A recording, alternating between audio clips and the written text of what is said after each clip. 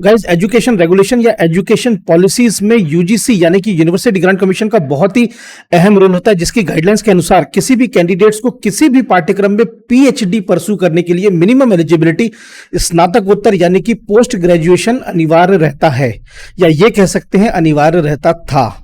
जी हाँ, यूजीसी की latest news के अनुसार अब जो भी कैंडिडेट्स जिन्होंने 4 ईयर ग्रेजुएट डिग्री प्रोग्राम किया है वो डायरेक्टली पीएचडी परस्यू कर सकते हैं विदाउट पीजी, यानी कि पोस्ट ग्रेजुएशन करने की जरूरत नहीं है। 4 ईयर ग्रेजुएट डिग्री प्रोग्राम के बाद आप डायरेक्टली पीएचडी परस्यू कर सकते हैं। इसकी हाइलाइट्स के ऊपर आइए नजर डालते हैं। Let's begin. Point number 1, UGC की अप्रैल माह में हुई बैठक के अनुसार पीएचडी रेगुलेशंस में कुछ बड़े बदलाव होने की संभावना है, जिसमें सबसे इंपॉर्टेंट है कि 4 year graduate degree programmes complete किए हुए कैंडिडेट्स डायरेक्टली पीएचडी में अप्लाई कर सकते हैं। पॉइंट नंबर 2, ये क्राइटेरिया सिर्फ 4 ईयर ग्रेजुएट डिग्री प्रोग्राम्स के लिए एप्लीकेबल है, 3 ईयर डिग्री प्रोग्राम्स के लिए नहीं है। कहने का मतलब है कि 4 ईयर डिग्री वाले एग्जांपल्स हैं bachelor of pharmacy, bachelor of engineering etcetera, और 3 ईयर डिग्री प्रोग्राम्स भी होते हैं जैसे कि बीएससी, तो उनके लिए एलिजिबल नहीं रहेगा, उनको 1 साल का मास्टर्स या 2 साल का मास्टर्स करना ही पड़ेगा। पॉइंट नंबर 3, इसके जितने भी रेगुलेशंस हैं इसका ऑफिशियल नोटिफिकेशन जून 2022 के एंड में रिलीज किया जाएगा और इसको अप्लाई किया जाएगा नए सत्र नए सेशन 2023 से।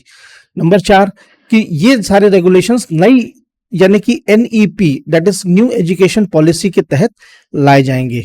Number 5, 4 year graduate degree programmes के जो कैंडिडेट हैं उनका ग्रेजुएट डिग्री प्रोग्राम में मिनिमम 7.5 सीजीपीए एलिजिबिलिटी होना बेहद अनिवार्य है अनरिजर्व कैटेगरी के लिए। बाकी 0.5 सीजीपीए का रिलैक्सेशन दिया गया है जो रिजर्व कैटेगरी के हैं, उनका इस हिसाब से जो सीजीपीए रिक्वायर्ड रहेगा वो रहेगा 7.0। इसके बाद नेक्स्ट पॉइंट ये कि जो कैंडिडेट्स जिनका बताए गए सीजीपीए से कम आता है तो उनको उस स्थिति में हर हाल में 1 साल का कम से कम मास्टर्स करना ही पड़ेगा। बिलो 7.5 या 7 जो रिजर्व कैटेगरी है उसके नीचे कैंडिडेट्स एडमिशन नहीं ले पाएंगे। इसके बाद नेक्स्ट पॉइंट जो है वो थोड़ा सा बड़ा पॉइंट है, इसको लेकिन बहुत ध्यान से सुनिएगा क्योंकि बहुत इंपॉर्टेंट है। वो ये कि इस particular direct admission PhD admission के लिए जिस किसी यूनिवर्सिटी का समूचे भारतवर्ष में जिस किसी यूनिवर्सिटी में आपको एडमिशन लेना है उसमें एडमिशन क्राइटेरिया 2 तरीके से होगा। पहला होगा यूनिवर्सिटी का सेल्फ एंट्रेंस एग्जामिनेशन और दूसरा होगा नेशनल लेवल एंट्रेंस एग्जामिनेशन। तो इसके लिए जो सीट्स का रेशियो रखा गया है वो 40:60 यानी 40% university level exam and 60% for national level entrance exam. इसको थोड़ा सा डिटेल में समझ लेते हैं। मान लीजिए जस्ट फॉर एन एग्जांपल आपने बैचलर ऑफ फार्मेसी या बैचलर ऑफ इंजीनियरिंग करी है, अब आपको किसी यूनिवर्सिटी में एडमिशन लेना है तो वहां की यूनिवर्सिटी में जो यूनिवर्सिटी है वहां की में पीएचडी की सीट्स 20 सीट्स हैं यानी 20 सीट्स हैं, तो 20 सीट्स का 40% हुआ 8 सीट। तो 8 सीट के लिए आप यूनिवर्सिटी के एंट्रेंस एग्जाम में बैठ सकते हैं जो यूनिवर्सिटी अपना पर्सनल कराएगी और वहां पे मेरिट बेस पे ला करके काउंसलिंग के आधार पर आपको 8 सीट में से 1 सीट के लिए फाइट करना पड़ेगा। वहीं दूसरी ओर बाकी बची जो 60% सीट है यानी कि 12 सीट, 20 का 60% हुआ 12 सीट, वो रहेगा via through national level entrance examination. मतलब समूचे भारतवर्ष में सभी पाठ्यक्रमों के लिए national level entrance examination conduct कराए जाते हैं by various bodies for admission in PhD programme. जैसे विज्ञान के क्षेत्र में आईसीएमआर, सीएसआईआर, यूजीसी जैसी bodies national level entrance examination कराती हैं।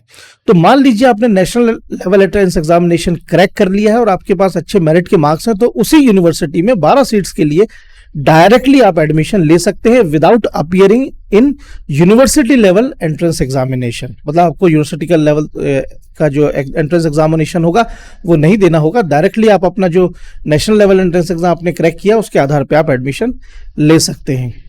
और आखिरी पॉइंट ये भी है कि जो पीएचडी के दौरान जो रिसर्च स्कॉलर्स होते हैं उन्हें रिसर्च पब्लिकेशन करने होते हैं अपने टॉपिक से संबंधित। मतलब जिस टॉपिक के ऊपर आप पीएचडी कर रहे हैं उसी टॉपिक के ऊपर आपको रिसर्च पब्लिकेशन करने पड़ते हैं जिसमें कि आपके सुपरवाइजर को सुपरवाइजर के भी नाम होते हैं।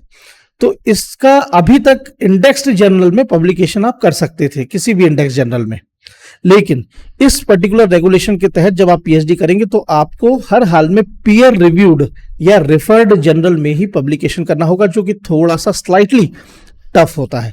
बाकी अब ये पब्लिकेशंस क्या होते हैं, कैसे करते हैं, पीयर रिव्यूड क्या है, रेफर्ड क्या है, इसके ऊपर अगर आप अधिक जानकारी चाहते हैं तो प्लीज़ मुझे कमेंट कीजिएगा, इंस्टाग्राम पर डीएम कीजिएगा, तो मैं उसमें के ऊपर एक डिटेल्ड वीडियो लेकर के आऊँगा। सो गाइस कंक्लूडिंग रिमार्क्स ये है कि अभी ये जितने भी जो डिटेल्स हैं यूजीसी की तरफ से, ये एक न्यूज़ है और इस वीडियो में मैंने जितनी भी चीज़ें कवर करी वो अभी ऑफिशियलाइज होना बाकी है यूजीसी की तरफ से। बाकी जैसे ही वो ऑफिशियलाइज होंगी तो definitely I will come up with a updated video. So till then stay motivated, work smarter and stay updated on VP Mantra.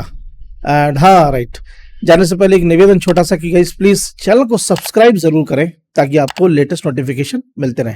Take care.